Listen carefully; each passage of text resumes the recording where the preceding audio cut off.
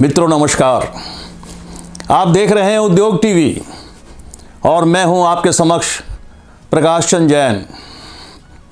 हाल ही में संसद ने कृषि सुधार से संबंधित 3 बिल पास किए। इसके लिए सरकार ने जून महीने में अध्यादेश लाया था। बाद में मानसून सत्र में संसद द्वारा ये बिल पारित कर दिए गए। सबसे पहला विवाद तो राज्यसभा में इन बिलों को पारित करवाने के तौर तरीकों पर हुआ। विपक्षी पार्टियों का आरोप है कि स्पीकर ने मत विभाजन की उनकी मांग ठुकरा दी और इसे ध्वनि मत से पारित करा दिया। और उसके बाद शिरोमणि अकाली दल इस बिल के विरोध में सरकार से अलग होने का फैसला किया। इस आंदोलन की शुरुआत तो पंजाब से हुई, लेकिन देखते देखते ये पूरे देश में छा गया। किसान दिल्ली के बॉर्डर पर आकर जम गए हैं। अभी भी कृषि बिल का सबसे ज़्यादा विरोध पंजाब और हरियाणा के किसान ही कर रहे हैं।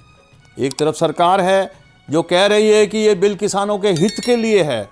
सरकार का कहना है कि पहले की ज़्यादातर सरकारों ने किसानों के हितों की उपेक्षा की। वर्तमान सरकार किसानों की आय दुगना करने के लिए प्रतिबद्ध है।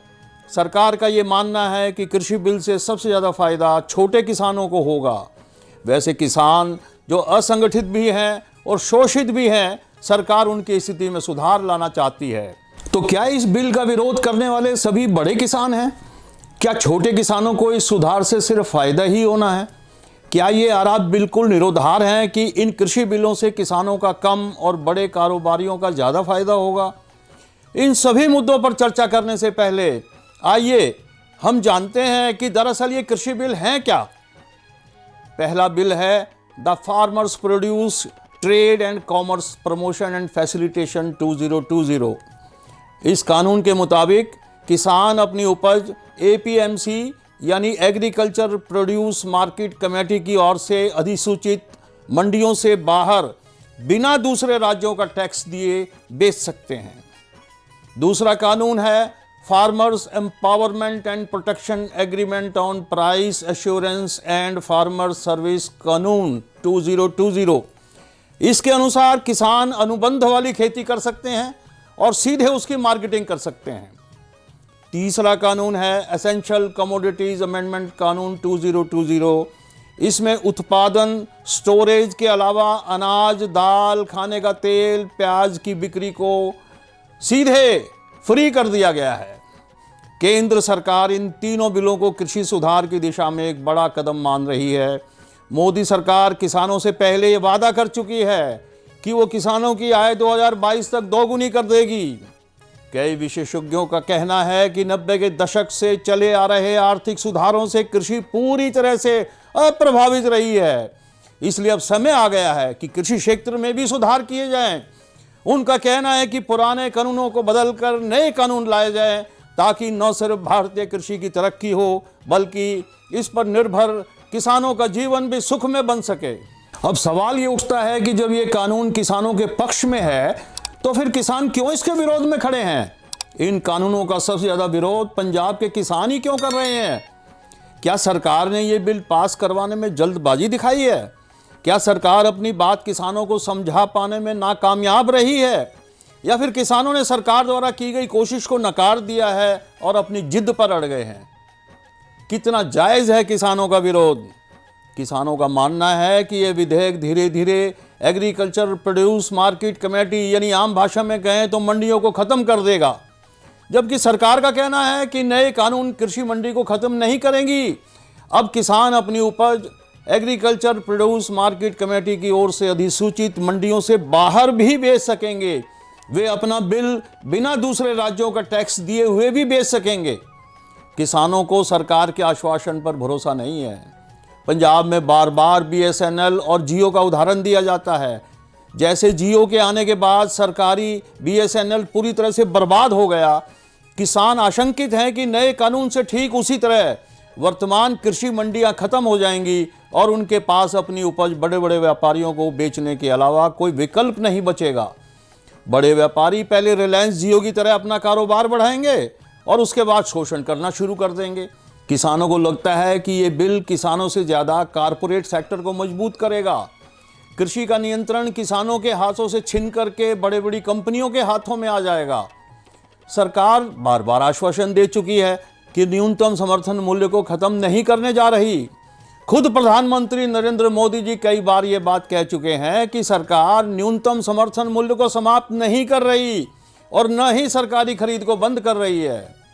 पंजाब के किसानों को सरकार के इस वादे पर भरोसा नहीं कि एपीएमसी मंडियां बंद नहीं हो रही।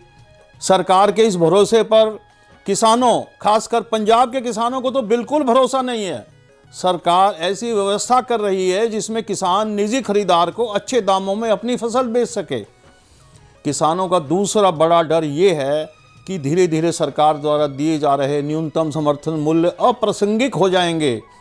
निजी खरीदार चाहें तो कुछ दिनों तक किसानों से उपज खरीदना बंद कर देंगे और फिर औने पौने दाम पर खरीद लेंगे। किसानों को लगता है कि भविष्य में उन्हें अपनी उपज लागत से भी कम कीमत पर बेचने के लिए मजबूर होना पड़ेगा। आगे बढ़ने से पहले हम ये जान लें कि ये एमएसपी है क्या। एमएसपी यानी मिनिमम सपोर्ट प्राइस, ये एक ऐसी व्यवस्था है जिसके तहत केंद्र सरकार कृषि लागत के हिसाब से किसानों की उपज खरीदने के लिए न्यूनतम समर्थन मूल्य तय करती है। फसलों की बुआई के हर मौसम में कुल 23 फसलों के लिए सरकार एमएसपी यानी न्यूनतम समर्थन मूल्य तय करती है। आपको जानकर हैरानी होगी कि केवल 6% किसान ही इस न्यूनतम समर्थन मूल्य की दर पर अपना उपज बेच पाते हैं। सभी राज्यों के किसान सरकार को न्यूनतम समर्थन मूल्य पर अपनी उपज नहीं बेच पाते। मुख्यतः 2 ही राज्य के किसानों को सरकारी खरीद से फायदा होता है और ये 2 राज्य हैं पंजाब और हरियाणा। सरकार जो उपज खरीदती है उसका सबसे बड़ा हिस्सा इन्हीं 2 राज्यों से खरीदा जाता है और विशेष रूप से पंजाब से। इसलिए पंजाब के किसान नए कानून के खिलाफ इतने मुखर हैं। उन्हें सरकार के मौखिक आश्वासन पर भरोसा नहीं है। वो चाहते हैं कि न्यूनतम समर्थन मूल्य सरकारी मंडी से लेकर निजी मंडी तक अनिवार्य कर दिया जाए। इसके लिए वो सरकार से लिखित आश्वासन चाहते हैं। एफसीआई मॉडल से किसानों को कीमत की जो गारंटी मिलती है उससे सबसे ज़्यादा फायदा पंजाब और हरियाणा के बड़े किसानों को होता है, जबकि बिहार और अन्य राज्यों के छोटे किसानों को इसका इतना ज़्यादा लाभ नहीं मिल पाता।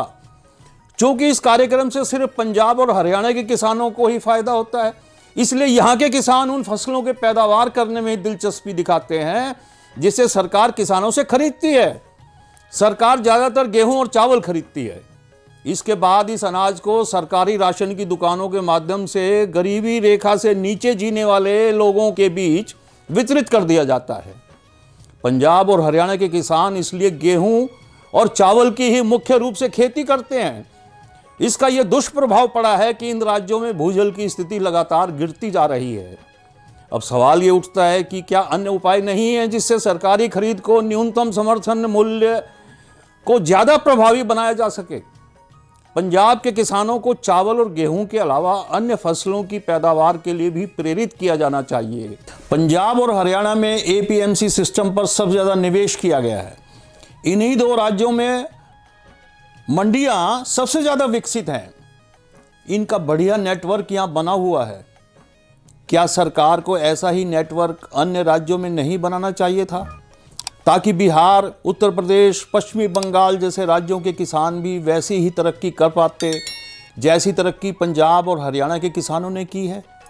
इस बिल का विरोध इसलिए भी हो रहा है क्योंकि हाल के समय में हुए तमाम सुधारों से बड़े कारपोरेट घरानों को फ़ायदा हुआ है, आम लोगों का उतना फ़ायदा नहीं हुआ। इसलिए इस बात की आशंका जताई जा रही है कि नए कानूनों से बाकी राज्यों के गरीब किसानों को तो फ़ायदा नहीं होगा, लेकिन पंजाब और हरियाणा के किसान बिहार और उत्तर प्रदेश के किसानों की तरह गरीब और मजबूर हो जाएंगे।